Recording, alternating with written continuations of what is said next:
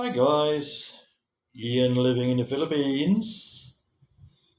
So this one, well, I'm not sure the title yet, but it should be something like um, painful or heartbreak leaving your relatives behind. Maybe something like that. You'll see. Um, Normally I don't plan all these videos, but I've got one coming up on the 18th, which I believe is. Just let me have a quick look, guys. Let me have a look because I don't want to say anything wrong. 18th, which is this Saturday. All right, we've got today is Tuesday, right? So on the 18th, I've got a video, or I'll be planning to do a video. It'll be my 5 years in the Philippines. So we came here on the 18th of January 2020. So I'll be doing one of these videos. Has 5 years, or what has happened to me personally, or has it changed my life in the 5 years? So what I wanted just to do this video was all the stages of me um, through my life coming up to where I am now. And I just heartbreak of leaving your relatives. So I think all of you, especially you guys here, can relate very good to what I'm saying. Um, we've had friends and relatives back in the countries where we come from, and of course, it's not an easy thing to do, to just leave everybody behind and then start something new up. Because there are a lot of people, there's the uncertainty of, will I ever see them again? Especially if you leave and you still have parents that are old. That happened to me. My mother died, and I never got to see her for quite a while. And what for me, but I'm I'm a very emotional person, so that's why for me it's also hard at each stage. The tears start flowing and everything. I can remember my mum, the last time I seen her, when it was time for me to leave to fly back to China. She said, "Don't leave it long till the next time you come." Yeah, mum, don't worry. Yeah, I never got to see her again. So anyway, let's get to the story. I lived with so you left school. I lived in the parents' house with my two brothers and my sister, and at the age of 17, then I joined the military. So that's quite a daunting thing, because then that's the first time you actually leave your parents, and then you go into a completely different world.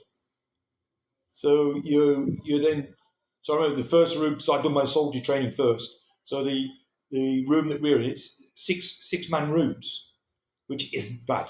But if you're a young lad like I was, 17, you've never done anything like that, and all the guys in the room are 22, 25. I think one was 30. So they've had a little bit of experience in life, man life. I'm still a young guy, 17.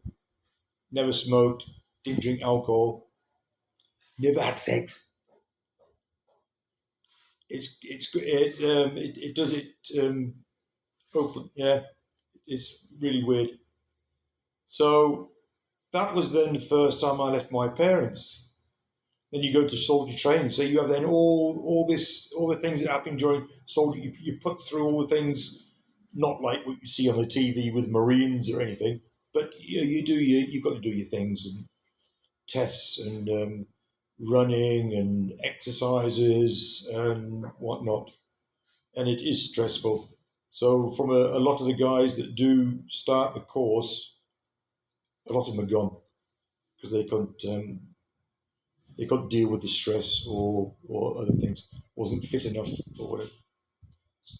So after your soldier or the soldier training, so you're allowed to then to go back to your parents in for a few days before I started in my um, trade training. So with the REMI. So after I think it was 6 months, after 6 months soldier training, so you're allowed to go home in for a couple of days. So that was nice. You meet up with friends and family again. But after a few days, you're gone again for almost 1 year. Although I must admit, no, during trade training, we could go home sometimes at the weekend. So that sort of made it easier. You could just pop home, and you didn't have that emotional thing because you say, right, I'll see you next weekend. You go off for the 5 days and do your job, and you're back again. That was okay. So when I was then 18, after the trade training, I then got notified that I'll be posted to Germany. This is totally something totally different. So you go and you pack your things, and then you prepare then to leave to go to Germany, and then you have no idea how long. When can you go home? 1 year? How? So on the I think it was the 17th. It was 17th of September, 1981. I flew then from London Stansted to Dusseldorf in Germany. So of course that was very emotional. I packed all my things away, my bedroom, and I had one case of private things, and I had my military bag with me with all my uniform and stuff. So that was the biggest like goodbye at that time, and then very emotional. So yeah, got to Germany, and once you're in Germany, it's a different. The military life is totally different to your training and your trade training because they're very strict and you got to do this and that. When you're posted out to where you're going, it's totally different. It's much more laid back and more easy and like normal way of life. And so you didn't really get to miss home if you can enjoy yourself and have some fun at the weekends, go out with the lads and have some beers and that, meet some girls. It was okay. So that was in September. What did hit me hard, and this is why I never forget this. I got because I was a recovery mechanic. I was on duty most Christmases. So yeah, some of the lads could go home, but I had to stop then back in Germany. My parents sent me a box, with some chocolates in and some Christmas cards, and at that time, so we didn't have CDs and things. We had cassettes. So they sent me a little cassette, and my brothers and my sister said, a little message. And then my mum and dad, and then they, what was the name of the song? There was a song, is "I Won't Be Home for Christmas," and I thought, oh God, should have done it. Oh, I started crying, and so yeah. But over the years, you get used to that.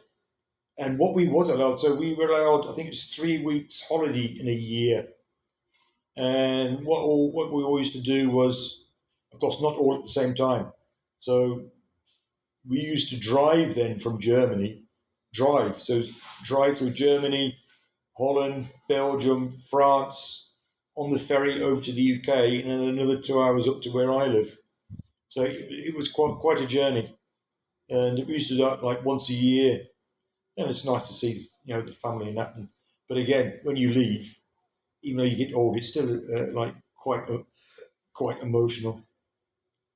And then yeah, I left the military, stopped in Germany.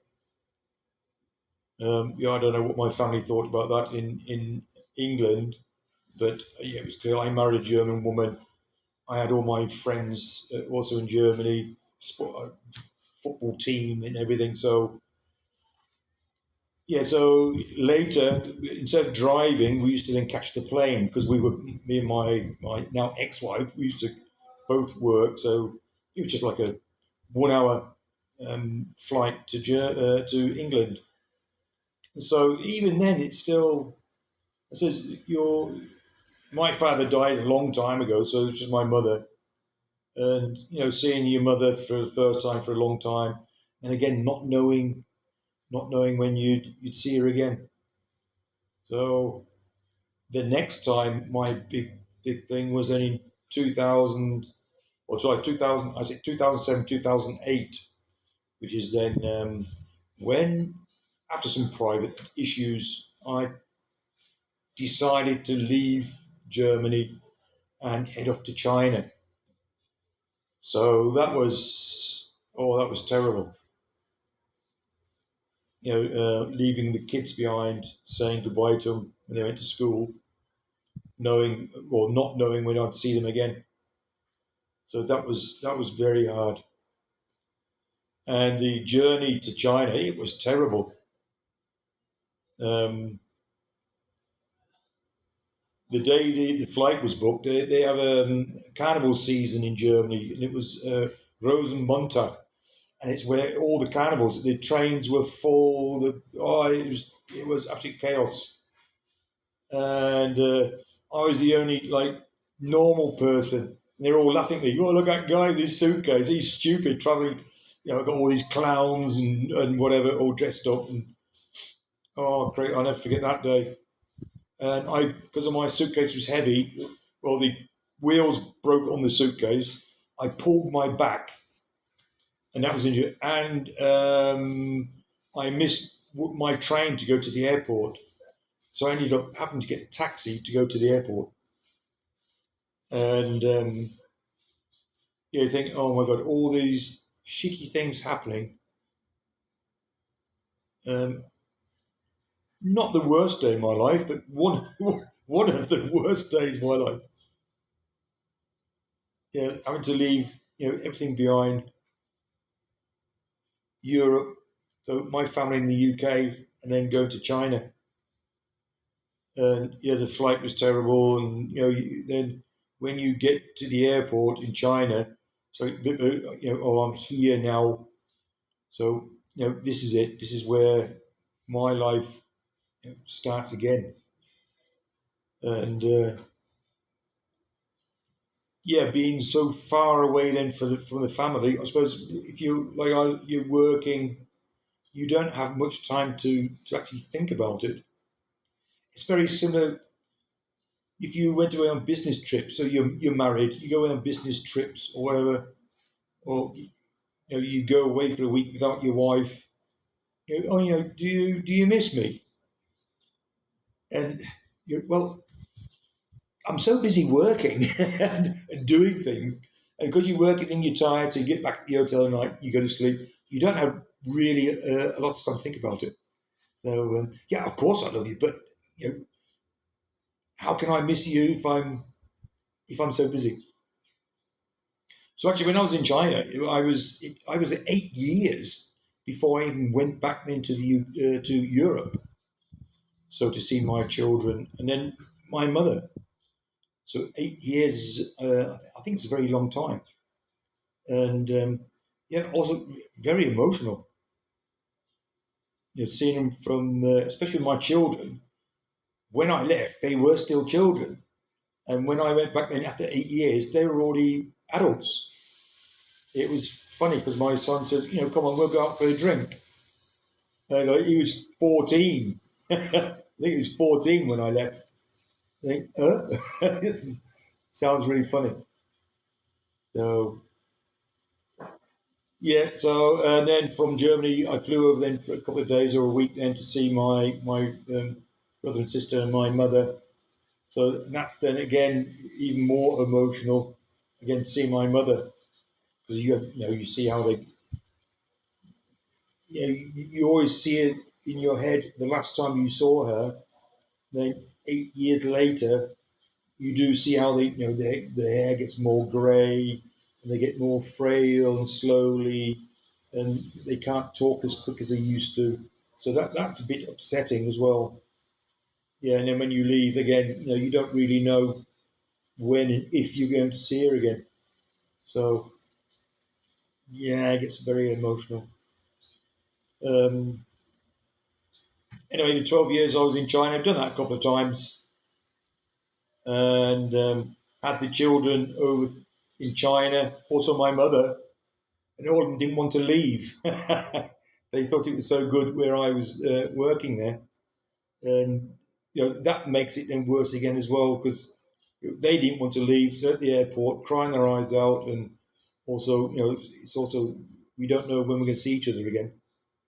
And I said, I think all you guys, most of you guys, have been through all this, and if you are still in your home country thinking to leave, these are the other things you have to. I suppose some of you aren't so emotional, but it's still when it comes to family, I think you will need your handkerchief or a tissue or something. Because they look at that big guy, he's crying. So yeah, and then my final one was leaving then the company, which was also a very emotional thing. As I've been in China for 12 years, leaving the company, it's all the workers that and you've got on well with the boss and all your the neighbours that used to like me there in China, and all the other expat friends that we had. We were a really good group of guys. But you always saw they finished their term of work and they left, or they finished the projects that we're doing and they left. So we were sort of used to guys coming and going. But when it's your turn, it does get very emotional. And again, you thought, right, this is now the next big step. You're stopping work, and you think, right, have I done everything right? Is this the time? I hope everything you do. Like I say to all the guys on my other videos, you have to do your research. You have to do your planning. Now, we don't know. We've been to the Philippines many, many, many times in the 12 years, so I knew what was coming. So it wasn't like as if I'm going somewhere where I've never been before. And we'd done the planning, how much money we need, and what we got to do, and also the house was already being built before I stopped working in Shanghai. So yeah, this was all. It's I think a bit easier for me, and but it's still you've packed all your things, your last bits and bobs where you're living in China, and then coming over here. So it's that feeling you're getting the plane in Shanghai, and then right, this is the last time. I'll never be coming back here. And then you think, well, you've got to look forward now. That's it. And you're going down the runway, Shanghai, it goes up, and you're going, right, bye. That's it, guys, everybody, I'm leaving. And then you were flying, and it's in your head, right, we're getting near to the Philippines now. And you start, changing then from one mode into the other. And then, I was with my wife already. We flew together. So, and then when you land in Manila, and you get to right now, this is it. the next capital of my life. And yeah, after a few days or weeks, then here you sort of forget everything that happened in China, and that's it. So that was 5 years ago, almost 5 years ago to the day, and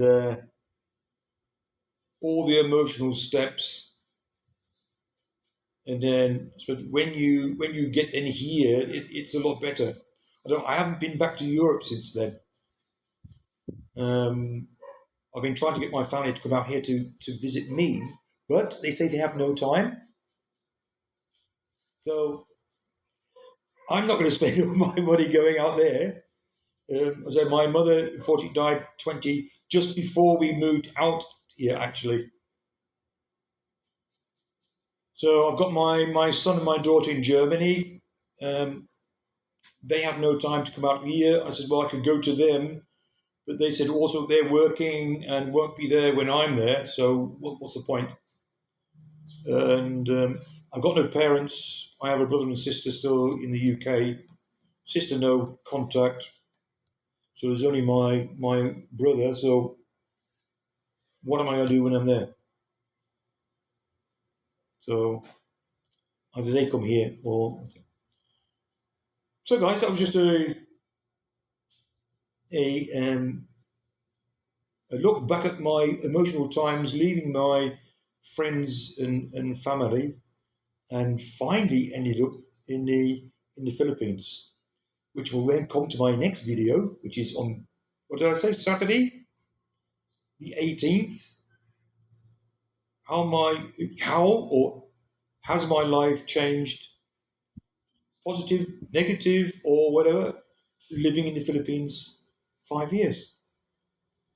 So I think maybe we'll have a video or two between then. So anyway, watch out for my video um, on Saturday the 18th. It is Saturday, right? I forgot already. Um, just let me look once again, just a minute. Yes, Saturday the 18th. I'll do a video, so I'll get that done on Saturday or even Sunday. So, guys, yeah, as usual, I'll leave it at that, and I'll catch you then on my next video, or even a live, maybe until then. Who knows? So, take care, guys. Until then, bye.